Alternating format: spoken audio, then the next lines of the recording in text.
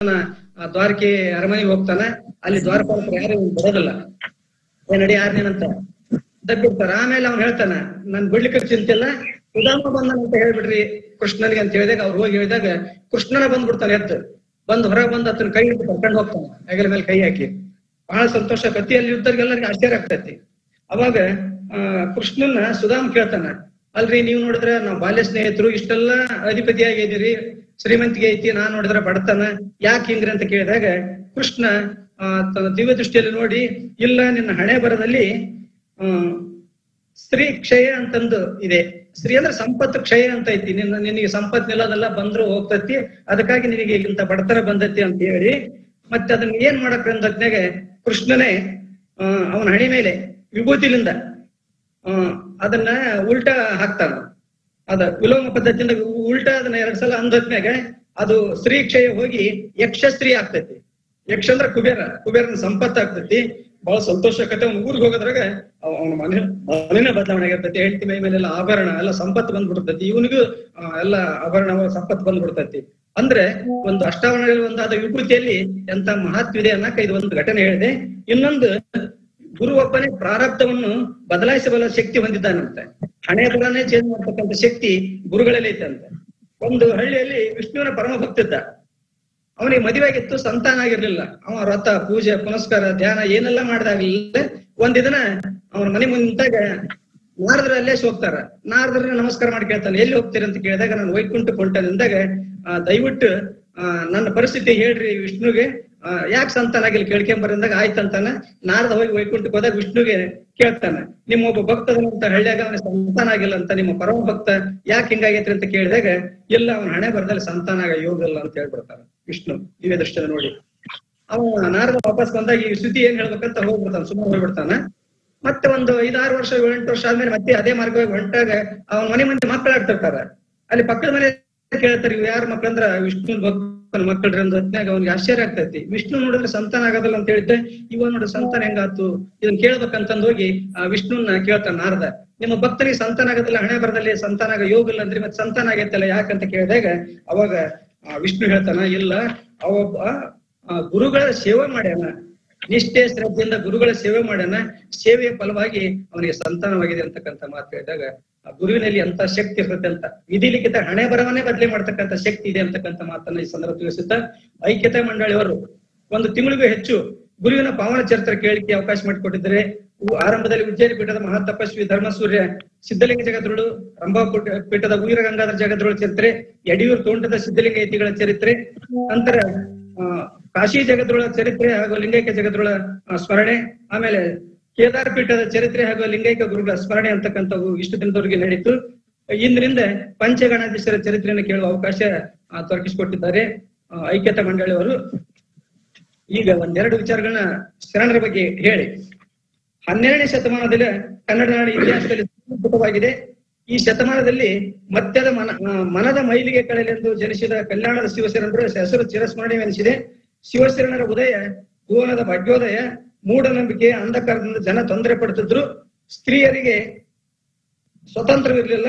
ಅಂತ ಸಂದರ್ಭದಲ್ಲಿ ಕಲ್ಯಾಣ ಪ್ರಾಣತೆಯಲ್ಲಿ ಭಕ್ತಿರಸವೆಂಬ ತೈಲವನ್ನು ಎರೆದು ಆಚಾರ್ಯ ಎಂಬ ಬತ್ತಿಯಲ್ಲಿ ಬಸವಣ್ಣನೆಂಬ ಜ್ಯೋತಿ ಮುಟ್ಟಿಸಲು ತೊಳಗಿ ಬೆಳೆಯುತ್ತಿದ್ದ ಶಿವನ ಪ್ರತಾಪ. ಆ ಬೆಳಗಿನೊಳಗೆ ಒಪ್ಪುತ್ತಿದ್ದರೆ ಅಸಂಖ್ಯಾತ ಭಕ್ತಗಣಗಳು. ಸಿದ್ದರಾಮನ ಈ ವಚನದಲ್ಲಿ ಇದು ಬರ್ತದೆ. ಕಲ್ಯಾಣದ ಶರಣರು ಇಡೀ ನಾಡನ್ನೇ ಭಕ್ತಿ ಪೀಠನಾಗಿ ಪರಿವರ್ತಿಸಿದ್ರು. ಸ್ತ್ರೀಯರಿಗೆ ಸ್ವಾತಂತ್ರ್ಯ ಕೊಟ್ಟರು. ಅವರಿಗೂ ಪುರುಷರಂತೆ ಮೋಕ್ಷವನ್ನು ಪಡೆಯುವ ದೀಕ್ಷೆಯನ್ನು ಪಡೆಯುವ ಅಧಿಕಾರ ವಿದ್ಯೆ ಎಂದು ಅನುಭವ ಮಂಟಪದಲ್ಲಿ ಅವರಿಗೆ ಅವಕಾಶ ಮಾಡಿಕೊಟ್ಟಿರ್ತಕ್ಕಂಥದ್ದು. ಶಿವಶರಣರು ಪ್ರತಿಪಾದಿಸಿದ ಅನೇಕ ತತ್ವಗಳಲ್ಲಿ ಕಾಯಕ ಮತ್ತು ದಾಸೋಹ ಬಹಳ ಮಹತ್ವಪೂರ್ಣವಾಗಿವೆ. ಗುರುವಾದರೂ ಕಾಯಕದಿಂದಲೇ ಜೀವನ ಮುಕ್ತಿ, ಲಿಂಗವಾದರೂ ಕಾಯಕದಿಂದಲೇ ಶೀಲೆ ಕುಲ ಹರಿಯುವುದು, ಜಂಗಮವಾದಡು ಕಾಯಕದಿಂದಲೇ ವೇಷದ ಭಾಷೆ ಹರಿಯುವುದು. ಇದು ಚನ್ನಬಸವಣ್ಣ ಪ್ರಿಯ ಚಂದೇಶ್ವರ ಲಿಂಗದ ಅರಿವು. ಶರಣ ನುಲಿಯ ಚಂದ ಹೇಳಿದ್ದಾನೆ, ಶರಣರ ಹೆಸರಿನಲ್ಲೇ ಅವರ ಕಾಯಕ ಐತಿ. 12ನೇ ಶತಮಾನದಲ್ಲಿ ಶಿವಶರಣರು ವಿಶ್ವಕ್ಕೆ ಕೊಟ್ಟ ಕೊಡುಗೆ ಏನಪ್ಪ ಅಂದ್ರೆ ಒಂದು ಕಾಯಕ, ಇನ್ನೊಂದು ದಾಸೋಹ. ಅವ್ರ ಹೆಸರಾಗ 1-2 ಹೇಳ್ತಾನೆ. ಇಲ್ಲಿ ನುಲಿಯ ಚಂದಯ್ಯ ಆತ ಹೆಸರಿನಾಗ ಐತಿ ಕಾಯಕ, ನುಲಿ ಹೊಸೆಯೋದು, ಆಯ್ದಕ್ಕಿ ಮಾರಾಯ, ಹಕ್ಕಲ್ ಹಾರಿಸ್ತಕ್ಕಂಥದ್ದು, ಅಂಬಿಗರ ಚೌಡಯ್ಯ ಅಂಬಿಗರ ಕೆಲಸ ಮಾಡ್ತಕ್ಕಂಥದ್ದು, ದೋಣಿ ಅದನ್ನು ನಾವೇ ಹೊಡಿಸ್ತಕ್ಕಂಥದ್ದು, ಹಡಪದ ಅಪ್ಪಣ್ಣ ಕ್ಷೌರಿಕ ಹಡಪದನಲ್ಲಿ ಅಪ್ಪಣ್ಣ ಹಡಪದ ಕೆಲಸ ಮಾಡ್ತದಂತ, ಮಡಿವಾಳ ಮಾಚ ಯಾಗಸ, ಹೀಗೆ ನೂರಾರು ಶರಣರು ಅವ್ರ ಕಾಯಕ ಮಾಡ್ತಿದ್ರು, ನಿಷ್ಠೆಯಿಂದ ಕಾಯಕ ಮಾಡ್ತಿದ್ರು ಅಂತಕ್ಕಂಥದ್ದು. ಇವತ್ತು ನಾವು ಕಾಯಕ ಮರ್ತು ಬಿಟ್ಟಿವಿ. ಪಾಶ್ಚಾತ್ಯ ದೇಶದಿಂದ ಹೆಚ್ಚು ಅನುಸರಿಸಕತ್ತಾರೆ, ಪ್ರತಿಯೊಬ್ಬರು ಕಾಯಕದ ಮಾಡ್ತಾರ ಅವರು. ಹೀಗಾಗಿ ಅವ್ರ ಅಭಿವೃದ್ಧಿ ಹೊಂದ್ಲಿಕ್ಕೈತಾರೆ. ನಾವು ಕಾಯಕ ಮರ್ತು ಕಾಯಕಕ್ಕೆ ಮಹತ್ವ ಕೊಟ್ಟಿಲ್ಲ, ಕಾಯಕ ಮಹತ್ವ ಕೊಡಕತ್ತೇವಿ. ಅದು ಆಗ್ಬಾರ್ದು ಅಂತಕ್ಕಂಥ ಮಾತನ್ನು ಸಂದರ್ಭ ಹೇಳುತ್ತೆ. ಒಬ್ಬ ಇಬ್ಬರು ಶರಣರನ್ನ ಹೇಳ್ಬಿಡ್ತೇನೆ, ಹೇಳಿ ಮುಂದಕ್ಕೆ ಹೋಗ್ಬಿಡ್ತೇನೆ.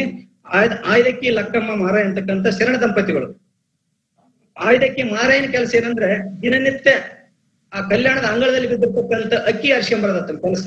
ಸೇರು ಪಾವ ಅಚ್ಚರಿ ಎಷ್ಟು ಬರ್ತಾವ ಅಷ್ಟು ಅಕ್ಕಿ ಹಾಸ್ಕೊಂಡ್ಬರೋದು, ಹೆಂಡತಿ ಕೊಡೋದು, ಆಕೆ ಅದನ್ನ ಅಡಿಗೆ ಮಾಡಿ ಒಬ್ಬ ಜಂಗಮನ ಕರೆದು ತೃಪ್ತಿ ಪಡಿಸಿ ಆಮೇಲೆ ತಾವು ಸ್ವೀಕಾರ ಮಾಡ್ತಿದ್ರು.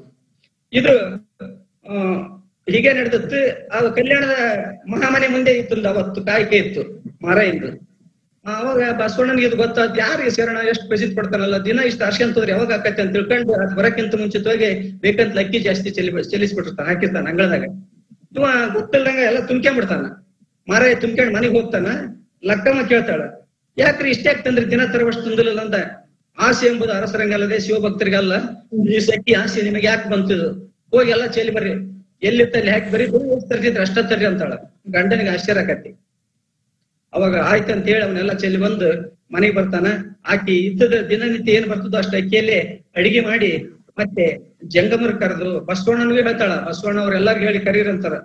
ಗಂಡನ ಪಾದೋದ ಕಟ್ಟಿದ್ರೆ ಅದೆಲ್ಲ ಹೆಚ್ಚಾಗಿತ್ತು ಅಂತಕ್ಕಂಥ ಮಾತು ಬರ್ತೈತಿ. ಎಂತಿಂತ ಶರಣರಿದ್ರು ಅಂತಕ್ಕಂಥ. ಇವತ್ತು ಆಯ್ದಕ್ಕಿ ಮಾರಾಯ ಲಕ್ಕಮ್ಮನಂತ ತಾಯಂದ್ರಿದ್ ಬಿಟ್ರೆ ನಮ್ಮ ಆರ್ಥಿಕ ಪರಿಸ್ಥಿತಿ ಬೇಕಾದಷ್ಟು ಸುಧಾರಿಸಿ ಬಿಡ್ತೈತಿ. ಎಷ್ಟು ವ್ಯರ್ಥವಾಗಿ ಹಾಳಾಗ್ತೈತಿ. ಆದ್ರೆ ಲಕ್ಕಮ್ಮ ಜಾಸ್ತಿ ಆಸೆ ಇರಬಾರ್ದು ಅಂತಕ್ಕಂಥ ಮಾತನ್ನ ಹೇಳ್ತಾಳ. ಅದಕ್ಕ ಅಂತ ಆಸೆ ಇರ್ಲಿದ್ದಂಗ ಶರಣರ ಒಂದು ಮಾರ್ಗವನ್ನು ನಾವು ಅನುಸರಿಸ್ಬೇಕು ಅಂತಕ್ಕಂಥ ಹೇಳುತ್ತೆ. ಮೋಳ್ಗೆ ಮಾರಾಯ ಅಂತಕ್ಕಂಥ ಒಬ್ಬ ಕಾಶ್ಮೀರ ದೊರೆ, ಮಹಾದೇವ ವಿಫಲ ಗಂಗಾದೇವಿ ಇಬ್ಬರು ಆ ನಾಡನ್ನು ಬಿಟ್ಟು ಕಲ್ಯಾಣದ ಸುದ್ದಿ ಕೇಳಿ ಕಲ್ಯಾಣಕ್ಕೆ ಬರ್ತಾರ. ಕಟ್ಟಿಗೆ ಹೊರೆ ಮಾಡಿ ಜೀವನ ಸಾಗಿಸ್ತಾರ. ಒಬ್ಬ ದೊರೆಯಾಗಿರ್ತಕ್ಕಂಥ ಅದನ್ನ ಬಿಟ್ಟು ಬರ್ಬೇಕಂದ್ರೆ ಎಂತ ವೈರಾಗ್ಯ ಬಂದಿದ್ದಿತ್ತು. ಇವತ್ತು ಅಧಿಕಾರ ಬಿಡ್ತಾರಂದ್ರ ಅಷ್ಟು ಫಜೀತ್ ಪಡ್ತಾರ. ಅಧಿಕಾರ ಹಿಡಿಯಕ್ಕೂ ಪ್ರಯತ್ನ ಪಡ್ತಾರ, ಬಿಡಕ್ಕೂ ಹೊಲದ ಮನಸ್ಸು ಇರ್ತೈತಿ. ಅಂತದ್ರಾಗ ಆತ ಅದನ್ನ ಬಿಟ್ಟು ಬಂದು ಕಲ್ಯಾಣದಲ್ಲಿ ನೆಲೆಸಿ ದಿನ ಕಟ್ಟಿಗೆ ಕಟ್ಕೊಂಡ್ ಬರ್ತಾನ. ಅರಣ್ಯಕ್ಕೆ ಹೋಗಿ ಒಂದು ಹೊರ ಕಟ್ಟಿಗೆ ಬಂದು ಮಾರಿ ಅದ್ರಿಂದ ಎಷ್ಟು ಬರ್ತೈತಿ ಅದನ್ನ ಮಾರಿ ಜೀವನ ಸಾಗಿಸ್ತಿರ್ತಾನ. ಇದು ಬಸವಣ್ಣ ಗೊತ್ತಾಗತ್ತೆ.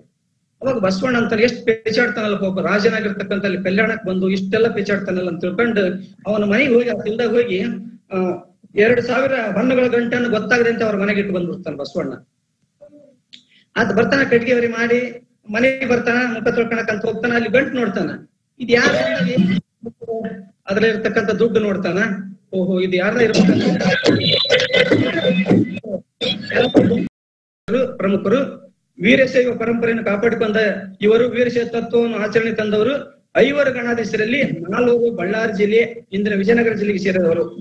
ಇವರೇ ಹರಪನಹಳ್ಳಿಯ ಕೆಂಪೇಶ್ವರ, ಕೂಲಹಳ್ಳಿಯ ಮತ್ತಾನಸ್ವಾಮಿ, ಅರಸೀಕೆರೆಯ ಗೋರಶಾಂತಯ್ಯ, ಕೊಟ್ಟೂರಿನ ಶ್ರೀ ಗುರುಬಸವೇಶ್ವರ ಮತ್ತು ನಾಯಕನಹಟ್ಟಿಯ ಶ್ರೀ ತಿಪ್ಪೇರುದ್ರ ಸ್ವಾಮಿ ಅವರು ಚಿತ್ರದುರ್ಗ ಜಿಲ್ಲೆಗೆ ಸೇರಿದವರು.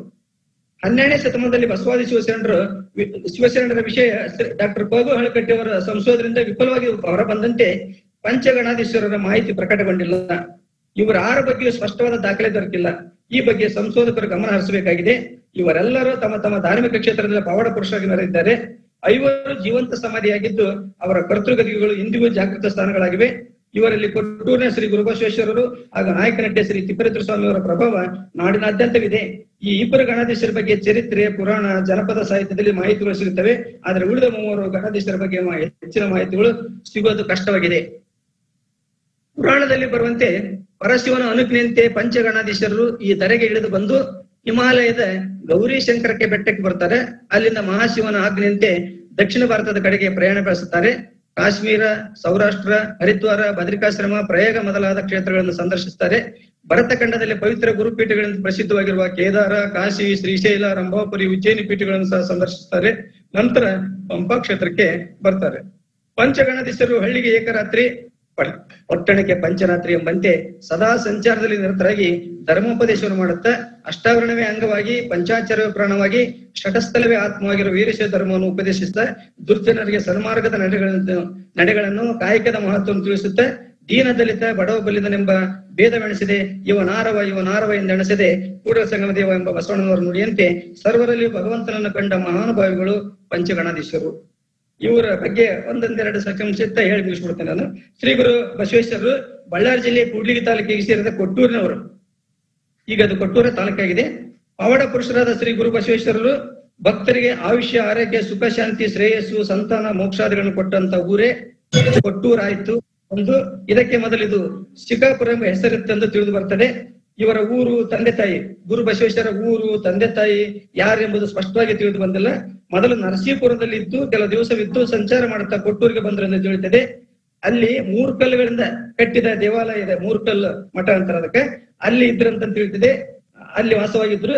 ನಂತರ ಕೊಟ್ಟೂರು ಹಿರೇಮಠ, ತೊಟ್ಟಿಲ ಮಠ, ಗಚ್ಚಿನ ಮಠ, ಇವರ ಜೀವಂತ ಸಮಾಧಿಯಾದ ಸ್ಥಳವೇ ಗಚ್ಚಿನ ಮಠ. ಇದೊಂದು ಜಾಗೃತ ಸ್ಥಾನವಾಗಿದೆ. ತೊಟ್ಲು ಮಠ ಅಂತಕ್ಕಂಥದ್ದು ಅಷ್ಟು ಪವಿತ್ರ ಇದೆ ಅಂದ್ರೆ, ಜಾಗೃತ ಐತೆ ಅಂದ್ರೆ, ಮದುವೆಯಾದ ಸಂತಾನ ಆಗದೆ ಇರ್ತಕ್ಕಂಥವಾಗಿ ಅಲ್ಲಿ ಭಕ್ತಿಯಿಂದ ಬೇಡಿಕೊಂಡು ಆ ತೊಟ್ಟಲು ತೂಗಿದ್ರೆ ಸಂತಾನ ಆಗ್ತಿದೆ ಅಂತ ಆಗಿದೆ ಅಂತಕ್ಕಂಥ ಎಷ್ಟೋ ಉದಾಹರಣೆಗಳು ಸಿಗ್ತಾವು. ಈ ಕೊಟ್ಟೂರು ಜಾತ್ರೆ ಒಂದು ವಿಶೇಷ ಏನಂದ್ರೆ ತಮಗೆಲ್ಲ ಗೊತ್ತಿದೆ, ನಾಡಿನಾದ್ಯಂತ ಬಹಳ ಪ್ರಸಿದ್ಧವಾಗಿರ್ತಕ್ಕಂಥದ್ದು ಜಾತ್ರೆ. ಮೂಲಾ ನಕ್ಷತ್ರದಲ್ಲಿ ತೇರು ಎಳಿತಾರೆ. ಮೂಲಾ ನಕ್ಷತ್ರ ಕೂಡಿ ಬಂದಾಗ ತೇರು ಎಳಿತಾರೆ. ಆ ಸಂದರ್ಭದಲ್ಲಿ ದಲಿತರ ಕೇರಿಯಲ್ಲಿ ಒಂದು ಹಸು ಏಯ್ಬೇಕು, ಅದರ ಗಿಣ್ಣ ತಂದು ದೇವರಿಗೆ ನೈವೇದ್ಯ ಮಾಡಿದ್ರೆ ಮಾತ್ರ ಅದು ಆರಂಭ ಆಗ್ತದೆ ಅಂತಕ್ಕಂಥ ಮಾತನ್ನ ಈ ಸಂದರ್ಭದಲ್ಲಿ ತಿಳಿಸುತ್ತೆ.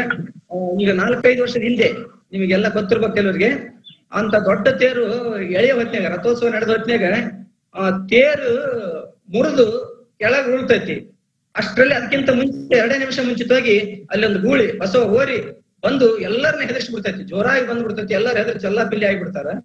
ಚೆಲ್ಲಾಪಿಲ್ಲಿ ಆದಾಗ ಅಂತಾರಲ್ಲ, ಮುರಿದು ಬೀಳ್ತೈತಿ. ಯಾರಿಗೂ ಹಾನಿ ಆಗಿಲ್ಲ, ಯಾರಿಗೂ ಜೀವ ಹಾನಿ ಆಗಿಲ್ಲ, ಅಲ್ಪ ಸ್ವಲ್ಪ ಸಣ್ಣ ಪುಟ್ಟ ಗಾಯ ಬಿಟ್ರ. ಅಂದ್ರೆ ಇದೊಂದು ಕೊಟ್ರೇಶ್ವರನ ಪವಾಡ ಅಂತಕ್ಕಂಥದ್ದು ಹೇಳ್ಬೇಕು. ಅಂತ ಅನೇಕ ಲೀಲೆಗಳನ್ನ ಪವಾಡ ಮಾಡ್ಯಾನ ಕೊಟ್ರೇಶ್ವರ. ಅವ್ರ ಬಗ್ಗೆ ಪುರಾಣ ಇದೆ, ಬೇರೆ ಬೇರೆ ಇದ್ರಲ್ಲಿ ತಿಳಿದು ಬರ್ತಾ ಇದೆ. ಅದಕ್ಕೆ ಆತ ಒಂದು ಕೈಪಿನ ಹಾಕೊಂಡು ಅಡ್ಡಾಡ್ಬೇಕಾರ ಜನ ಆತನ್ನ ಹುಚ್ಚ ಅಂತಂದ್ರ ಹುಡುಗರೆಲ್ಲ. ಅವಾಗ ನಿಂಬೇಕಿ ಅಂತಕ್ಕಂಥ ಒಬ್ಬ ಗೃಹಿಣಿ ಆಕೆ ತನ್ನ ಸೆರಗನ್ನ ಹರಿದು ಅವರಿಗೆ ಕೊಟ್ಟದ್ಲಂತ, ಹಾಕ್ಯಾಡ್ರಿ ಅಂತ ಹೇಳಿ. ಅವಾಗ ಆಕೆನ ಅವ್ರ ತಾಯಿ ಅಂತ ಸ್ವೀಕಾರ ಮಾಡಿದ್ರು ಅಂತಕ್ಕಂಥ ಮಾತು ಸಹ ಪುರಾಣದಲ್ಲಿ ಬರ್ತೈತಿ. ಅದಕ್ಕ ಬಹಳ ಲೀಲಾ ಪುರುಷ. ಆಮೇಲೆ ಈ ಜಾತ್ರೆಗೆ 1000 ಜನ ಪಾದಯಾತ್ರೆ ಬರ್ತಾರೆ. ನೋಡಿದ್ರೆ ಆಶ್ಚರ್ಯಕತಿ. ದೂರ ಊರ್ಲಿಂದ 80-90 ಕಿಲೋಮೀಟರ್ 100 ಅದಕ್ಕಿಂತ ಹೆಚ್ಚಿನಿಂದ ಅವ್ರ ಪಾದಯಾತ್ರೆಗೆ ಕೊಟ್ಟೂರಿಗೆ ಬರ್ತಾರಂತಕ್ಕಂಥಂದ್ರ ಭಕ್ತಿ ಜನರಲ್ಲಿ ಎಷ್ಟು ಮೂಡಿದೆ ಅಂತಕ್ಕಂಥ ಮಾತನ್ನ ಈ ಸಂದರ್ಭದಲ್ಲಿ ತಿಳಿಸುತ್ತೆ. ಇನ್ನ 2ನೇದಾಗಿ ನಾಯಕನಟ್ಟಿ ತಿಪ್ಪೇರುದ್ರ ಸ್ವಾಮಿ ಅಂತಕ್ಕಂಥದ್ದು. ಇವರು ಪವಾಡ ಪುರುಷರು, ಶಾಪಾನಗ್ರಸ್ತ ಸಮರ್ಥರು. ತಮ್ಮ ವ್ಯಕ್ತಿತ್ವ ಪ್ರಭಾವದಿಂದ ಜನಜೀವನವನ್ನು ಜಾಗೃತಿಗೊಳಿಸಿದವರು. ಪೂಜ್ಯರು ಕೆರೆಗಳ ನಿರ್ಮಾಣ ಕಾರ್ಯವನ್ನು ಗಮನಿಸಿದಾಗ, ಇವತ್ತು ಕೆರೆ ತುಂಬತಕ್ಕಂಥ ಕಾರ್ಯ ಸರ್ಕಾರ ಮಾಡ್ತೈತಲ್ಲ, ಈ ಕಾರ್ಯನ ಅವಾಗ ನಾಯಕನಟ್ಟಿ ತಿಪ್ಪೇರುದ್ರ ಸ್ವಾಮಿಯವರು ಆ ಸಣ್ಣಗಿ ಸಿದ್ದರಾಮನ ಒಂದು ಇದನ್ನ ನೋಡಿ ಅನುಸರಿಸಿದ್ರು. ಅವರು ಸಣ್ಣಗಿ ಶಿವಗಿ ಸಿದ್ದರಾಮನ ಕಣ್ಣಿನ ಮುಂದೆ ಬಂದು ನಿಲ್ತಾರೆ. ಸಿದ್ದರಾಮನ ಜೀವನದ ಗುರಿ ಸಾಕಾರನಷ್ಟೇ, ಭೂತಗಳ ಬಗ್ಗೆ ಅನುಕಂಪ ತಾನೇ ಪರಬ್ರಹ್ಮ ಅಂದ್ರೆ ಜನದಲ್ಲಿ ಭಕ್ತಿಯ ಬುಗ್ಗಿಯನ್ನು ಚಿಮ್ಮಿಸಲಿರುವ ಶಿವ ದೇವಾಲಯಗಳನ್ನು ನಿರ್ಮಿಸುವುದು ಒಂದು ಕಡೆ ಆದ್ರೆ, ಇರುವೆಯಿಂದ ಹಿಡಿದು ಆನೆಯವರೆಗೂ ಎಲ್ಲಾ ಜೀವಿಗಳಿಗೂ ಸೌಕರ್ಯವನ್ನು ಒದಗಿಸಲು ಕೆರೆ ಕಟ್ಟಿ, ಅದಕ್ಕೆ ಶಿವಯೋಗಿ ಶರೀರ ವೃತ್ತ ಸಭೆಯಲಾಗದು ಆನುಗೊಂಬೆನಿತ್ತು ಕಾಯಕ ನಿರ್ಮಾಣ ಮಾಡ್ತಿರ್ಬೇಕು ಅಂತಕ್ಕಂಥ ಮಾತಾಡ್ತದೆ. ಅವರು ಪೂಜೆ ಮಾಡೋದ್ರ ಜೊತೆಗೆ ಮೇಲು ಕೀಳಂಬುದು ಒಂದು ಶರಣರ ಅವರು ಸ್ಥಾಪಿಸಿದ್ರು ಅವಾಗ ಅಂತಕ್ಕಂಥದ್ದು. ಇವತ್ತು ಕರ್ನಾಟಕದಲ್ಲಿ ಅತಿ ದೊಡ್ಡ ಜಾತ್ರೆ ಅಂದ್ರೆ ದೊಡ್ಡ ಜಾತ್ರೆ ಒಂದಾಗಿರ್ತಕ್ಕಂಥದ್ದು ನಾಯಕನಟ್ಟಿ ತಿಪ್ಪೇರುದ್ರ ಸ್ವಾಮಿ ಜಾತ್ರೆ ಅಂತಕ್ಕಂಥದ್ದು. ಆ ತೇರಿನ ಮೇಲೆ ಇರ್ತಕ್ಕಂಥ ಬಾವುಟ ಅದ ಲಕ್ಷಾಂತರ ರೂಪಾಯಿಗೆ ಅದನ್ನ ಜನ ತಗೊಂತಾರಂದ್ರೆ ಎಷ್ಟರ ಮಟ್ಟಿಗೆ ಜನರಿಗೆ ಆ ನಾಯಕನಟ್ಟಿ ತಿಪ್ಪೇರುದ್ರ ಸ್ವಾಮಿಗೆ ಭಕ್ತಿ, ನಂಬಿಕೆ, ಶ್ರದ್ಧೆ ಅದನ್ನ ತಗೊಂಡ್ರೆ ನಮಗೆ ಅದಕ್ಕಂತೂ ಹೆಚ್ಚು ಆಗ್ತದೆ ಅಂತಕ್ಕಂಥ ಭಾವನೆ ಇರ್ತಕ್ಕಂಥವ್ರು ಜನ ಆತರ ಲಕ್ಷಾಂತರ ಜನ ಆ ಜಾತ್ರೆಗೆ ಸೇರ್ತಾರಂತಕ್ಕಂಥ ಮಾತನ್ನ ಹೇಳ್ತೆ. ಅದು ಅಲ್ಲಿ ಆ ಜಾತ್ರೆ ಒಂದು ವಿಶೇಷ ಅಂದ್ರೆ ಅಲ್ಲಿ ತೆಂಗಿನ ಮರ ಜಾಸ್ತಿ ಅಲ್ಲ, ಕೊಬ್ಬರಿ ಸುಡ್ತಾರೆ. ಈಗ ಸತಿಗೆ ಕೆಲವರು ನಾಯಕನಟ್ಟಿ ತಿಪ್ಪೇರುದ್ರ ಸ್ವಾಮಿ ನಡ್ಕೊಂಡಿದೆ ಇರ್ತಕ್ಕಂಥ ತಮ್ಮ ಊರಲ್ಲಿ ಅವತ್ತು ಇದ್ರ ಕೊಬ್ಬರಿ ಸುಡ್ತಾರ ಅದನ್ನ ಹೆಸರು ಹೇಳಿ. ತಾವೇನಾರು ಅನ್ಕೊಂಡಿದ್ರ ಆಗ್ಲಿ ಅಂತ ಅನ್ನೋ ದೃಷ್ಟಿಯಿಂದ. ಅದರ ಉದ್ದೇಶ ಏನಂದ್ರೆ ಅವರು ಬಹುಶಃ ಈಗಿನ ಕರೆಂಟಿನ ಸೌಕರ್ಯ ಹೊತ್ನಾಗ ರಾತ್ರಿ ಉತ್ಸವಕ್ಕೆ ಅನುಕೂಲ ಆಗ್ಲಿ ಅಂತ ತಿಳ್ಕೊಂಡು ಬಹುಶಃ ಜನರು ಹೆಚ್ಚಿನ ಪ್ರಮಾಣದಲ್ಲಿ ಕೊಬ್ಬರಿ, ಒಣ ಕೊಬ್ಬರಿ ಸುಟ್ಟಿರ್ಬೇಕು. ಆ ಪದ್ಧತಿ ಈಗೂ ಭಕ್ತರಲ್ಲಿ ಇದೆ ಅಂತಕ್ಕಂಥ ಮಾತನ್ನ ತಿಳಿಸುತ್ತೆ. ಒಮ್ಮೆ ನಾಯಕನಟ್ಟಿ ತಿಪ್ಪೇರುದ್ರ ಸ್ವಾಮಿಯವರು ನಾಯಕನಟ್ಟಿ ಬಂದಾಗ ಅಲ್ಲಿ ಮಾರಮ್ಮ ದೇವಸ್ಥಾನ ರಾತ್ರಿ ಹೋಗ್ತಾರ. ರಾತ್ರಿ ಹೋಗಿ ನಾನು ಅಂತ ಹೇಳಿ ಉಳ್ಕಂತಾರ. ಅಲ್ಲಿ ಬೆಳಗಾಗತ್ಲೆ ಬೆತ್ತ ಜೋಳಿಗೆ ದೇವಸ್ಥಾನ ತುಂಬಾ ಆಗ್ಬಿಡ್ತಾವ. ಅವಾಗ ದೇವಿ ಅಂತಾಳೆ, ಇಲ್ಲಪ್ಪ ನೀನು ಇಲ್ಲೇ ನೆಲ್ಸು, ನಾನು ವಡ್ರಾಳಿಗೆ ಹೋಗ್ತೇನೆ ಅಂತ ಹೇಳಿ ವಡ್ರಾಳಿಗೆ ಹೋಗ್ತಾಳ. ಅಲ್ಲಿ 37 ವರ್ಷಕ್ಕೊಮ್ಮೆ ಜಾತ್ರೆ ಆಗ್ತೈತಿ, ದೇವಿ ಜಾತ್ರೆ ಅಂತ ಪವಾಡ ಪುರುಷರು ನಮ್ಮ ನಾಯಕನಟ್ಟಿ ತಿಪ್ಪೇರುದ್ರ ಸ್ವಾಮಿರು ಅಂತಕ್ಕಂಥ ಮಾತನ್ನು ತಿಳಿಸುತ್ತೆ. ಮುಂದೆ ನಮ್ಮ ಮನೆಯಾಳಿ ಶ್ರೀಗಳವ್ರು ಮಾತಾಡೋದಾದ್ರೆ ಅದಕ್ಕಾಗಿ ನಾನು ಸಂಕ್ಷಿಪ್ತನ ಹೇಳ್ತೇನೆ. ಮದ್ದಾನ ಸ್ವಾಮಿ ಹರಪನಹಳ್ಳಿ ಸಮೀಪದ ಕೂಲಹಳ್ಳಿನೇ ತಮ್ಮ ಕಾರ್ಯಕ್ಷೇತ್ರ ಮಾಡಿಕೊಂಡು ಮದ್ದಾನ ಸ್ವಾಮಿಗಳು ಸಂಸಾರಿಗಳಾಗಿ ತಮ್ಮ ಅಲೌಕಿಕ ಸಾಧನೆಗಳನ್ನ ತಮ್ಮ ಸಂಜಾತ ಗೋಣಿ ಬಸವೇಶ್ವರ ಅವ್ರ ಮಗ ಮೂಲಕ ಸಾಕಾರಗೊಳಿಸ್ತಾರೆ. ಸಂಸಾರ ಸಾಗರವನ್ನು ಲೆಕ್ಕಿಸಿದೆ 772 ಮಠಗಳನ್ನು ಸ್ಥಾಪಿಸಿ ಶರಣರ ಸಮಾನತೆ ಮತ್ತು ಕಾಯಿಕ ತತ್ವಕ್ಕೆ ಭದ್ರ ಬುನಾದಿ ಹಾಕಿದ್ದಾರೆ ಇವರು ಮದ್ದಾನ ಸ್ವಾಮಿ ಅವರು. ಜನರ ಕಷ್ಟ ಕಾರ್ಪಣೆಗಳಿಗೆ ಸ್ಪಂದಿಸಿ ಅವುಗಳ ಪರಿಹಾರಕ್ಕೆ ಮದ್ದನ್ನು ಔಷಧವನ್ನು ನೀಡಿ ಮಹಾದಾನಿ ಮದ್ದಾನ ಸ್ವಾಮಿಗಳಾದರು ಎಂದು ತಿಳಿದು ಬರುತ್ತದೆ. ಈಗಲೂ ಸಹ ಅಗೋಚರ ಸ್ವಾಮಿ ತಮ್ಮ ಬಯಕೆ ಈಡೇರಿಸುತ್ತಾರೆ ಎಂಬ ಭಾವ ಇದಕ್ಕೆ ಕಾರಣ. ದಿನ ದಿನ ಭಕ್ತರ ಸಂಖ್ಯೆ ಸತಿಗೆ ಕೂಲಹಳ್ಳಿಗೆ ಬರ್ಲಿರ್ತಕ್ಕ ಹೆಚ್ಚು ಆಗಿದೆ. ಜಾತ್ರೆ ಸತಿ ನಡೀತಿದೆ ಅಂತಕ್ಕಂಥ ಮಾತನ್ನ ಕೊಟ್ರೆ ಸರಿಗುರು ಕೊಟ್ರು ಬಸವೇಶ್ವರ ಪರಮ ಶಿಷ್ಯರು ಆಗಿದ್ರು, ಇವರ ಆತ್ಮೀಯರಾಗಿದ್ರು ಅಂತಕ್ಕಂಥದ್ದು. ಅದಕ್ಕೆ ಅವರು ಲೀಲೆಗಳು ಬಹಳ ಬರ್ತಾವು, ಅದನ್ನೆಲ್ಲ ನಾನು ಇಲ್ಲಿ ಪ್ರಸ್ತಾಪ ಮಾಡಿದೆ. ಇನ್ನು ಸ್ವಲ್ಪ ಮುಗಿಸ್ಬಿಡ್ತೇನೆ. ಕೋಲ್ ಶಾಂತೇಶ್ವರರು ಪೂಜ್ಯರ ನಾಡಿನುದ್ದಕ್ಕೆ ಧರ್ಮ ಪ್ರಚಾರ ಕೈಕೊಂಡು ಅನೇಕ ಪುಣ್ಯ ಕ್ಷೇತ್ರಗಳನ್ನು ಸಂದರ್ಶಿಸಿ ಗಿರಿ ಗುಹೆಗಳಲ್ಲಿ ತಪಸ್ಸನ್ನು ಆಚರಿಸಿ ತಪೋವನಗಳನ್ನು ಪುಣ್ಯ ಭೂಮಿಯಾಗಿಸಿ ನಾಡಿನುದ್ದಕ್ಕೂ ಪವಾಡಗಳನ್ನು ಮಾಡಿ ಜನರನ್ನು ಉದ್ಧರಿಸಿದ ಮಹಾಮಹಿಮರು ಇವರು. ಭಕ್ತರ ಬೇಡಿಕೆಗಳನ್ನು ಈಡೇರಿಸಿ ಸತ್ಯ ಧರ್ಮ ನ್ಯಾಯಗಳನ್ನು ಎತ್ತಿ ಹಿಡಿದ ನ್ಯಾಯ ನಿರ್ಣಯಗಳಿಗೆ ನಾಡಿನಾದ್ಯಂತ ಹೆಸರಾದವರು.